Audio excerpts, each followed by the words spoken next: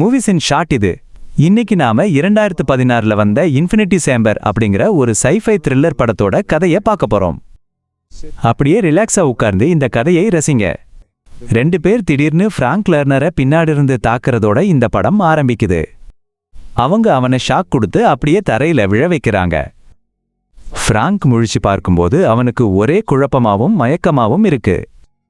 அவன் சுத்தி பார்க்கும்போது அங்க ஒரு மர்மமான சுத்திர கருவியை பார்க்கிறான். அவன் ஒரு நவீன கால சிறையறையில அடைக்கப்பட்டிருக்கான். அது முழுக்க முழுக்க கருப்பு நிறத்துல விசித்திரமா வடிவமைக்கப்பட்டிருக்கு. அவனை கடத்தினவங்க அட்லீஸ்ட் அவன் உட்கார ஒரு வசதியான நாற்காலியாவது விட்டுட்டு போயிருக்காங்க.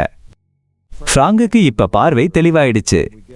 அந்த சுத்திர கருவியான இன்ஃபினிட்டி சேம்பரை நாம இப்பதான் தெளிவா பார்க்கிறோம். மேல கூரையிலிருந்து ஒரு கேமரா வெளியே வந்து ஃப்ராங்கை அப்படியே பதற வைக்குது. அவனை பின்னாடி இருந்து நெருங்கிறது ரொம்ப சுலபம் போல இருக்கு. யார் வந்தாலும் அவன் கவனிக்கவே மாட்டான் போல தெரியுது. ஒரு ரோபோட் சத்தம் ஃப்ராங்க் கிட்ட சகஜமா பேச ஆரம்பிக்குது. அந்த ரோபோட் தன்னை இப்படி அறிமுகப்படுத்துது. நான் தான் ஹாவர்டன் கூட இருக்கேன். அப்புறம்தான் ஃப்ராங்கோட உயிர்காக்கும் அதிகாரி அப்படின்னும் சொல்லுது. ஹாவர்டோட கட்டுப்பாட்டு அறையிலிருந்து ஃப்ராங்கோட அறை இப்படித்தான் தெரியுது. இங்க ஏதோ ஒரு விபரீதம் நடக்க போகுதுன்னு தோணுது.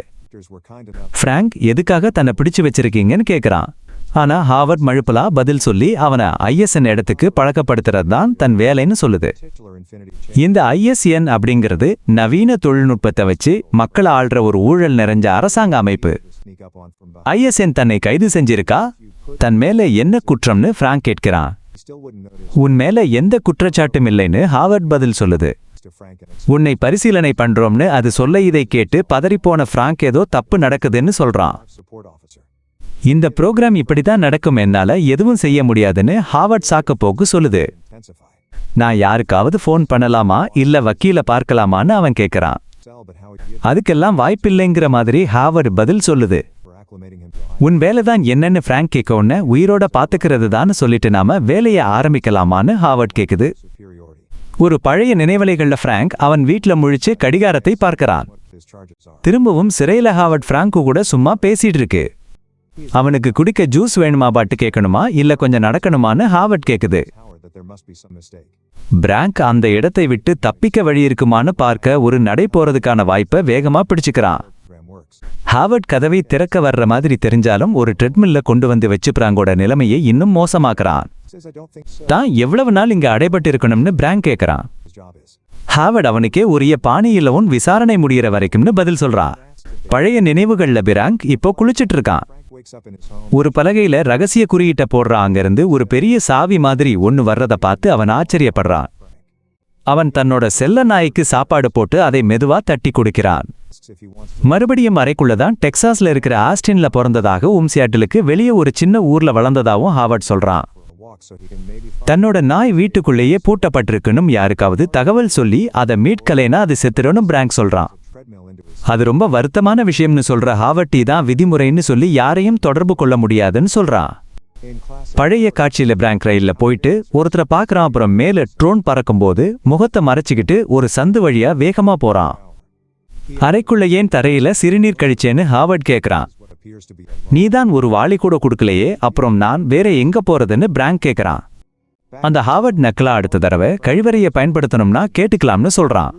உடனே அங்க ஒரு கழிவறை கதவு திறக்குது. இதை பார்த்து பிராங்க் இன்னும் எரிச்சலாகிறான். அவன் உள்ளே போனதும் கதவு வேகமா முடிக்குது. அந்த அறையிலிருந்து ஏதோ இயந்திரம் வேலை செய்யற சத்தம் கேக்குது. கதவு திறந்ததும் தரையில இருந்த சிறுநீர் தானாவே சுத்தமானதை பிராங்க் ஆச்சரியமா பார்க்கிறான். என் வீட்டிலையும் இதே மாதிரி வசதி இருந்தா நல்லா இருக்கும். பழைய காட்சியில பிராங்க் ஒரு உணவகத்துக்குள்ள போறான். அங்க காஃபி போடுற ஒரு பெண்ணுகிட்ட ஒரு காஃபி கேக்குறான். இப்போ அறைக்குள்ள பார்க்கவே பிடிக்காத ஒரு காய்கறி சூப்பை பிராங்க் ஊத்திக்கிறான். அது பார்க்கறத விட சுவையில இன்னும் மோசமா இருக்குவானா, உனக்கு தேவையான சத்துக்கள் எல்லாம் அதுல இருக்குன்னு ஹாவர்ட் சொல்றான். ஹாவர்ட் கிட்ட அந்த சூப்பை என்னைக்காவது குடிச்சிருக்கியான்னு பிராங்க் கேட்கிட்ட அந்த தகவல் இல்லைன்னு ஹாவர்ட் சொல்றான். ஹாவர்ட்டோட இயந்திரத்தனமான பதில்கள் பிராங்கிற்கு சந்தேகத்தை ஏற்படுத்துது. அவன் ஹாவர்ட் பேரை திரும்ப திரும்ப சொல்லி கூப்பிடுறான். பிராங்க் சத்தமா கூப்பிட்டாலும் சரியில்லை, மெதுவா சொன்னாலும் சரி. ஹாவர்ட் அதே உணர்ச்சி இல்லாத குரல்ல சொல்லு பிராங்க் அப்படின்னு பதில் சொல்றான். ஹாவர்ட் ஒரு கணினின்னு பிராங்கிற்கு இப்பதான் அந்த பயங்கரமான உண்மை புரியுது. அப்புறம் ஏன் டெக்சாஸ்ல பிறந்து சியாட்டிலுக்கு பக்கத்துல வளர்ந்ததா பொய் சொன்னேன்னு அவன் கேட்கறான். ஆஸ்டின்ல உருவாக்கப்பட்ட சியாட்டிலுக்கு வெளியே புரோகிராம் செய்யப்பட்டதால அது பொய் இல்லைன்னு ஹாவர்ட் சொல்றான். பழைய காட்சியில் அங்க இருந்த பெண் பிராங்க் பெயரை லாரி பீட்டேவ்னு ஒவ்வொன்னா சொல்லி யூகிக்க முயற்சி செய்யறா. செவத்துல மாட்டி இருக்கிற புகைப்படங்களை பிராங்க் பார்க்க அதையெல்லாம் தான் எடுத்தேன்னு அந்த பெண் சொல்றா. அவள் அவன் கையை பிடிக்கச் சொல்லி கடைசியா பிராங்க்னு பேரை சரியா சொல்றா. 4வது தடவை கேபி சரியா சொன்னதை பார்த்து பிராங்க் மிரண்டு போறாரு. அவரு அந்த போட்டோக்களை திரும்பி பார்க்கும்போது அந்த 2 பேர் திடீர்னு வந்து அவரை தாக்கி மயக்கமடைய செய்றாங்க. திரும்பவும் அந்த சிறையில பிராங்க் முழிச்சு பார்த்துட்டு இன்ஃபினிட்டி சேம்பர் பக்கத்துல போறாரு. அது அவரை திரும்பவும் அந்த உணவக ஞாபகத்துக்கே கூட்டிட்டு போகுது.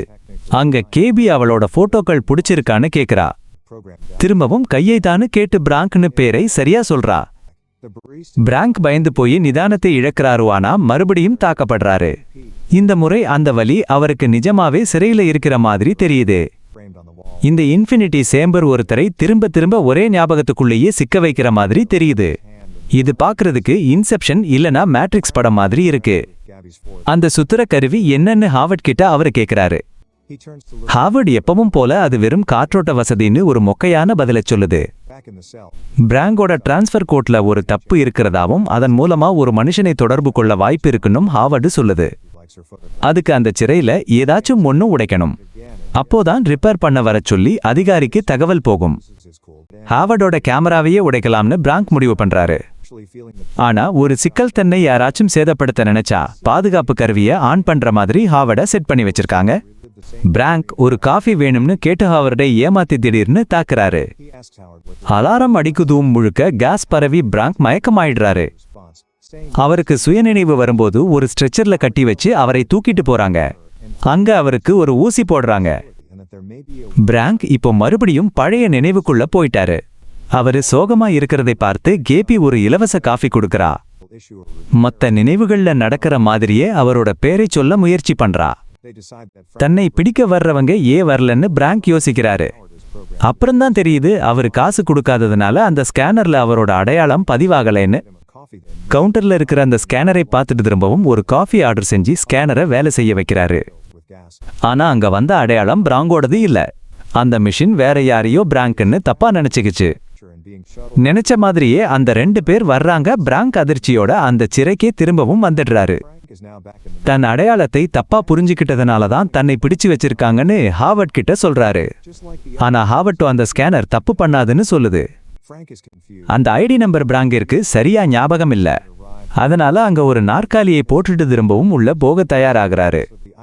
ஆனா இந்த தடவை வழக்கமா நடக்கிறது எதுவும் அங்க நடக்கல. மின்சார சத்தமும் தூரத்துல பெரிய வெடிச்சத்தமும் கேட்குது. திரும்பவும் சிறையில் அலாரம் அடிச்சு கரண்ட் மொத்தமா போயிடுது. ஹாவர்ட் வேலை செய்யாததுனால பிராங்கிற்கு சாப்பாடோ தண்ணியோ கிடைக்க வழி இல்லாம போகுது. பக்கத்து ரூம்ல இருந்து ஏதோ சத்தம் கேக்குது. அங்கதான் எதிர்க்கிற பிளெச்சர் மேயை நாம சந்திக்கிறோம். ISN நெட்வொர்க்கை கூட்டணி முடக்கிட்டதா ஃபிளெச்சர் பிராங்கிடம் சொல்றான். அவங்க 2 பேரும் எப்படியாவது வெளியே வர தங்களோட ஜெயில் அறைகளை தோண்டி எடுக்க முயற்சி செய்றாங்க. இன்ஃபினிட்டி சேம்பரை ஏமாத்த ஒரு வழியை பிளெச்சர் பிராங்கிற்கு சொல்லித் தர்றான். தெளிவான ஒரு பழைய நினைவை கொண்டு வரணுமானா அதுல இருக்கிற ஏதாச்சும் ஒரு விஷயத்த பொய்யான ஒன்றால மாத்திடணும். பிராங்க் தன் அப்பா பேன்கேக் சமைக்கிறத நினைச்சு பாக்குறானா அதுல பேன்கேக்கு பதிலா வாஃபிள்ஸ வைக்கிறான். இதனால பிளெச்சர் சொல்ற மாதிரியே .SN சரியான வீட்டுக்குள்ள வருமானா தப்பான கதவை உடைக்கும். அதனால பிராங்கோட நினைவுகள்ல இருந்து அவங்களால எந்த தகவலையும் எடுக்க முடியாது. நாட்கள் போக போக தப்பிக்க முடியுங்கிற நம்பிக்கையை அவங்க இழக்கிறாங்க. பிளெச்சர் தான் ஒரு தனி வழியை தேடிக்க போறதா சொல்றான். அதாவது அவன் தற்கொலை செஞ்சுக்க போறதா தெரியுது. இதனால அலாரம் அடிக்குது. ஜெயில் அறை முழுக்க விஷவாயு பரவுது. பிராங்க் முழிச்சு பார்க்கும்போது எல்லாம் பழையபடி சாதாரணமா இருக்கிறத பாக்குறான். அங்க வர்ற ஹாவர்ட் தன்னை ஒரு லைஃப் சப்போர்ட் ஆபரேட்டர்னு அறிமுகப்படுத்திக்கிட்டு பிராங்கோட பெயரை கேட்கறான். ஹாவர்ட் இப்ப ரீபூட் ஆகிட்டதால பிராங்கை அவனுக்கு அடையாளமே தெரியல. நினைவலைகள்ல காஃபி இப்போ அவன் பெயரை ஊகிக்காம நேரடியா பிராங்க்னு கூப்பிடுறா. இதை பார்த்தா இது வெறும் தனி நினைவுகள் இல்ல, ஒரு முழு உலகமேன்னு தெரியுது. இன்னொரு வாடிக்கையாளர் வரும்போது .SN ஸ்கேனர்ல சிக்காம இருக்க பிராங்க் கவுண்டருக்கு பின்னாடி ஒளிஞ்சுக்கிறான். இந்த காஃபி ஷாப் நிஜம் இல்லைன்னும் அவளும் ஒரு நினைவோட பகுதிதானும் காஃபி கிட்ட பிராங்க் சொல்றான். அவன் லூசுன்னு நினைச்சு ஒரு இலவச காஃபிக்காக யாராவது இப்படி ஒரு கதையை கட்டுவாங்களான்னு அவ கேக்குறா. பிராங்க் அந்த ஸ்கேனர்ல சிக்காததால அவங்க யாரும் அவனை பிடிக்க வரல. அதனால அவன் காஃபி ஷாப் நினைவுகள்லயே அதிக நேரம் செலவழிக்கிறான். இன்னொரு நினைவுல பிராங்க் பாலைவனத்துல தன்னோட ஜெயில் நாற்காலியோட இருக்கிறத பாக்குறோம்.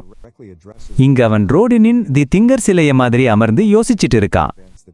பிராங்கோட வீடு ஜெயில் அப்புறம் காஃபி, இது எல்லாத்துக்கும் நடுவுல எது நிஜம் எது நினைவுங்கிற வித்தியாசம் குறைய ஆரம்பிக்குது. பொய்யான நினைவுகளை உருவாக்கி பிளெச்சர் சொல்லிக் கொடுத்த வித்தையை பிராங்க் மெதுவா கத்துக்கிறானோ. பிராங்கை பிடிக்க அந்த 2 பேர் காஃபி ஷாப்புக்கு வர்றாங்கன்னா பிராங்கும் காஃபியும் அவங்கள அடிச்சு கீழே தள்ளறாங்க. அவங்கள ஒருத்தன் கிட்ட எதுக்காக என்னை துரத்துறீங்கன்னு பிராங்க் விசாரிச்சும் அவன் எதுவுமே சொல்லல. அவங்கள விட்டுடலாம்னு பிராங்க் சொல்ல அவங்களுக்கு ஏதாச்சும் தெரிஞ்சிருக்குமேன்னு காஃபி கேக்குறா. அவங்க தன்னோட நினைவோட ஒரு பகுதிங்கிறதால அவங்களுக்கு எதுவும் தெரியாதுன்னு பிராங்கிற்கு புரியுது. பிராங்க் இன்னும் தன்னையும் இந்த இடத்தையும் கற்பனைன்னு தான் நினைக்கிறான்னு காஃபி வருத்தப்படுறானா. அவங்க 2 பேரும் நெருக்கமானதால எதுவானாலும் ஒன்னா பாத்துக்கலான்னு அவ சொல்றா. ஜெயில்ல ஹாவர்ட் சரியா வேலை செய்யலங்கிறத பிராங்க கவனிக்கிறான். அது ஒவ்வொரு 12 வினாடிகளுக்கு ஒரு முறை தானாவே அணைஞ்சு போகுது. அன்னைக்கே அந்த ஐஎஸ் என் இடத்துல இருந்து தப்பிக்க போறதா அவன் காஃபி கிட்ட சொல்றான். அங்க சுவரு முழுக்கவும் தப்பிக்கிறதுக்கான பல திட்டங்கள் வரையப்பட்டிருக்கு. பிராங்க் தப்பிச்சு போயிட்டா அப்புறம் தன்னை பார்க்கவே முடியாதுன்னு காஃபி கவலைப்படுறா. ஒருவேளை நிஜ உலகம்னு ஒன்னு இருந்தா அங்க வந்து தன்னை கண்டுபிடிச்சு கூட்டிட்டு போக சொல்லி அவ கேக்குறா. ஐஎஸ்என் காவலர்கள் வருவதற்கு முன்பே பிராங்க் காப்பிக்கு காசு கொடுத்து டிகேபியை முத்தமிடுகிறார். அறைக்கு திரும்பிய பிராங்க் ஹாவர்ட் அணைக்கப்படும் வரை காத்திருந்த பிறகு வேகமாக ஒரு பையினால் அவரை மூடுகிறார். ஹாவர்டிற்கு மீண்டும் மின்சாரம் வந்ததும் அவர் உடனே பாதுகாப்பு அமைப்பை இயக்கி அறை முழுவதும் மயக்க வாயுவை நிரப்புகிறார். பிராங்க் தன் வாயை மூடிக்கொண்டு கதவுகள் திறப்பதற்காக காத்திருக்கிறார். அறைக்கு அனுப்பப்பட்ட ரோபோவிடமிருந்து தப்பித்து அவர் வெளியேறுகிறார். பிராங்க் ஒரு ஏணியில் ஏறி ஒரு மூடியை திறக்கிறார். அங்கே ஒரு பாழடைந்த இடத்தை காண்கிறார். அவர் காற்றாலைகள் நிறைந்த இடத்தை கடந்து கடைசியில் ஒரு வெறிச்சோடிய பெட்ரோல் பங்கிற்கு வந்து ஒரு தண்ணீர் பாட்டிலை எடுக்கிறார். சுவற்றில் கேபியின் புகைப்படங்களை பார்த்ததும் தான் உண்மையில் தப்பிக்கவே இல்லை என்பதை அவர் உணர்கிறார். அவர் இன்னும் ஹாவர்டுடன் அந்த அறைக்குள்ளேயே தான் சிக்கியிருக்கிறார். ஹாவர்ட் அவருக்கு காலை உணவும் காஃபியும் கொடுக்கிறார்.